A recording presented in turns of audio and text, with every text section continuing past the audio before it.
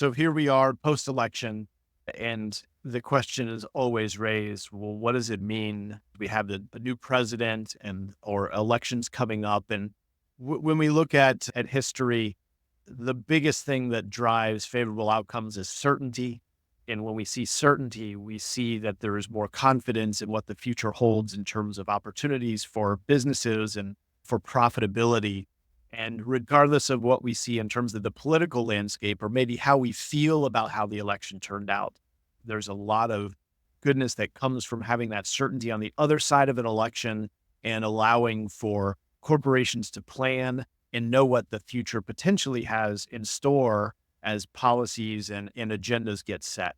Recognize that some folks are excited about the election, some folks are not, but moving forward with that confidence that we have a more certain environment now that is favorable for business. Where we came into 2024, I said, probably the first half will be okay, but towards the back half of 2024, we're probably going to see a lot more market volatility.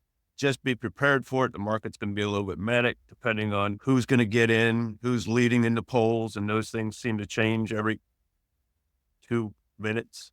Since then, we've seen the markets react in a favorable way. And I don't know that we pin that on the candidate or the party or anything like that. It's more, again, markets don't like uncertainty. So coming into the election, very uncertain. Now the election has been decided. Now the market, keep in mind, the market is a forward-looking instrument. And so now that corporations and businesses can a little bit more accurately plan around who won the election, there's a little bit more certainty in the markets.